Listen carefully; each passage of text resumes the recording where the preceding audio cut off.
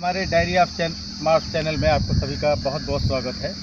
दोस्तों, जैसा कि आप जानते हैं, नदियों की श्रृंखला में आज हम फिर एक बार आपको लेके चल रहे हैं पांडू नदी, जो कि फर्रुखाबाद से निकल करके कन्नौज होती हुई कानपुर जाकर के विलय होती है।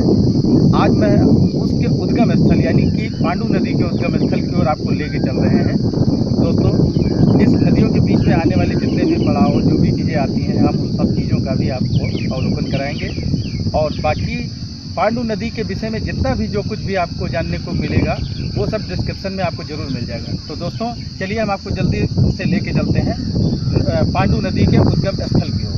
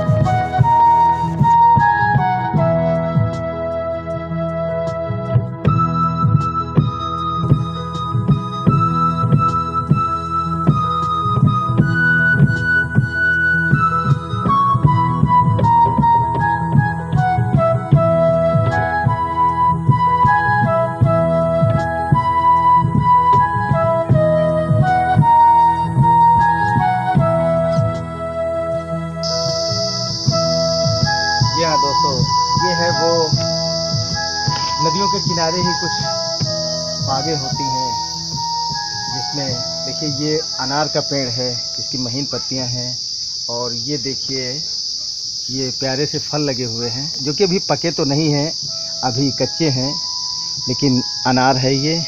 और इसी के साथ ही दोस्तों एक ये पेड़ और है, देखिए अमरूद का, आपको ये दिखाते हैं। ये देखिए अमरूद, बहुत ही छोटे छोटे फल, अभी ये कच्चे हैं, अभी इनमें खा नहीं सकते हैं, लेकिन ये अभी कच्चे फल में कोई स्वाद नहीं होता है, लेकिन ये सब अभी पकने की स्थिति में है।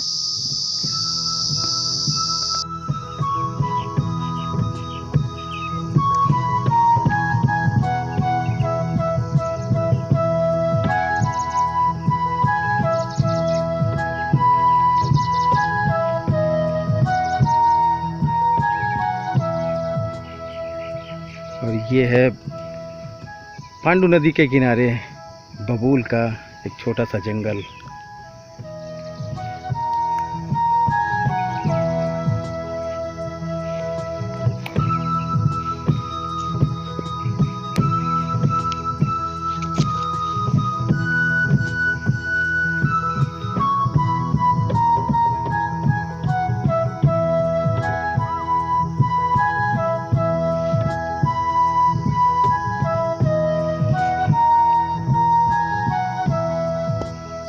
आज उन्हीं चीज़ों में मैं आपको जैसे कहा था कि आपको दिखाएंगे, तो आज मैं ये मक्के की, देखिए ये मक्के के खेत हैं और इसमें ये मक्के लगे हुए हैं। ये देखिए दूर तक सब मक्के की खेती है और मक्के की खेती पांडू नदी के किनारे बहुतायत मात्रा में होती है और यहाँ के स्थानीय लोगों का ये एक तरीके से मुख्य फसल है। आइए अब हम आपको दिखाते हैं मक्के का है।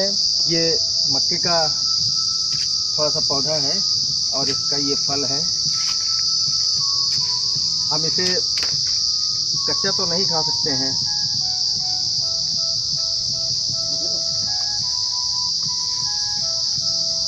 लेकिन थोड़ा सा कच्चा खाया जा सकता है, क्योंकि ये पका के ही अच्छा लगता है।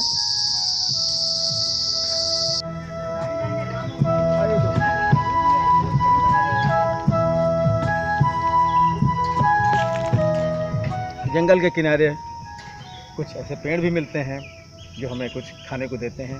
ये भी हमारी पांडु नदी के किनारे ही। इस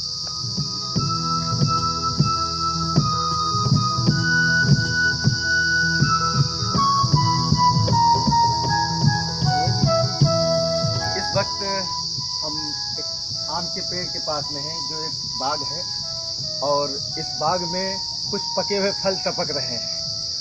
मेरी भी किस्मत है कि देखते गिरते हैं कोई फल। और दोस्तों सच में ये है कि पके हुए फल गिरते हैं, उन्हीं का खाने का कुछ मज़ा ही और होता है। और ये देखिए, ये जैसे पका हुआ फल मिला है, बहुत ही प्यारा सा। और पके फल का आम से गिर करके खाना एक अलग ही मज़ा है। वाह, हम आम तो खूब खाते हैं, लेकिन किसी पेड़ से गिरा हुआ उसको खाना एक अलग की बात है। दोस्तों जिस जगह पे खड़ा हूँ ये एक बहुत ही औषधीय पेड़ है, नीम का पेड़। दोस्तों आपको दिखाते हैं, ये वो नीम का पेड़ है और ये इसकी पत्तियां हैं, ये इसके पके हुए फल हैं। और दोस्तों एक तरीके से कह सकते हैं कि ये पूरा का पूरा पेड़ औषधीय पेड़ है। इसकी छाल, इसकी पत्तियां, ये सब दवाइयों के काम में आती हैं और मनुष्य को एक नई रक्त संचार के लिए अच्छी सी दवाई है। अब दोस्तों एक आपको सबसे नई चीज़ बताना चाहता हूँ। दोस्तों पांचों तत्व से हमारा भी शरीर निर्मित है और पांचों तत्वों से ये पेड़ भी निर्मित है। दोस्तों हम जिस चीज़ एनर्जी को एक छोटे पैमाने पे अर्जित करते हैं, वही ये पेड़ लाखों गुना तेज़ी से इस चीज़ को अर्जित करते हैं।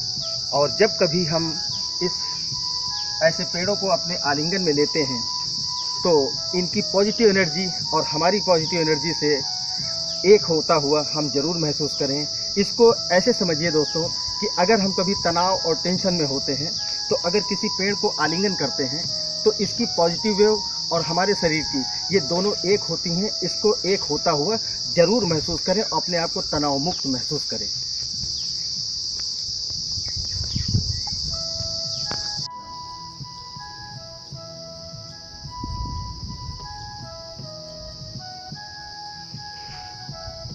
जी हाँ दोस्तों, इस वक्त हम खड़े हैं, ये है मूंगफली का खेत, पीनट्स।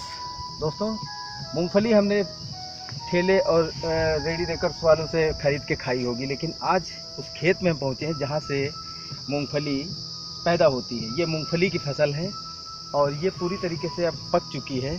आइए हम आपको एक पेड़ उखाड़ के दिखाते हैं।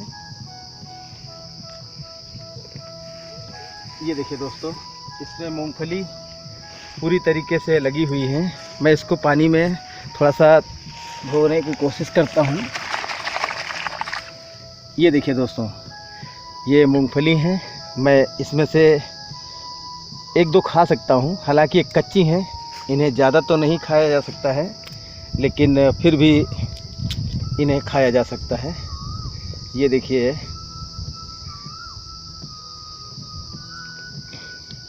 मूंगफली बहुत खाई होगी, लेकिन आज अपने आप से तोड़ करके और वो खाने का एक स्वाद अलग ही है दोस्तों।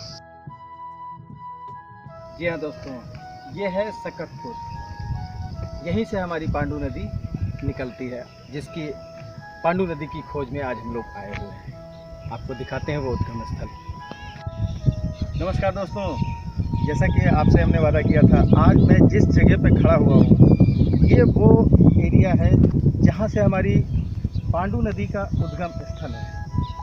और इस हमारी पांडु नदी का जो जन्म स्थान या जहाँ से निकलती हैं, जिसका उद्गम स्थल है, इस जगह से ये होती हुई धीरे धीरे करते छोटी अभी धारा में बह रही हैं और फिर आगे जाकर एक विस्तृत और विशाल धारा में परिवर्तित हो जाती हैं।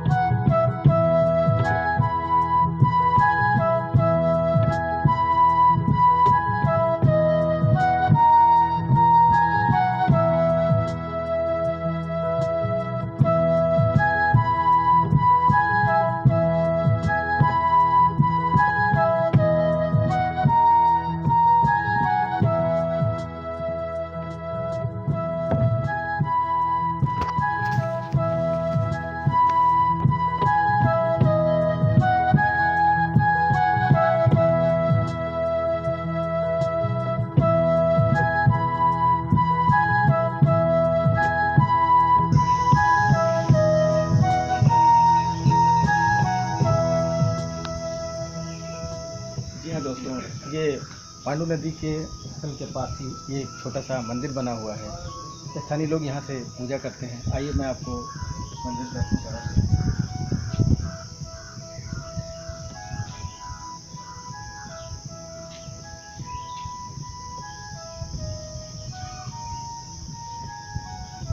और इसी के बगल में शिव जी का बहुत ही छोटा सा मंदिर निर्माणाधीन अवस्था में है।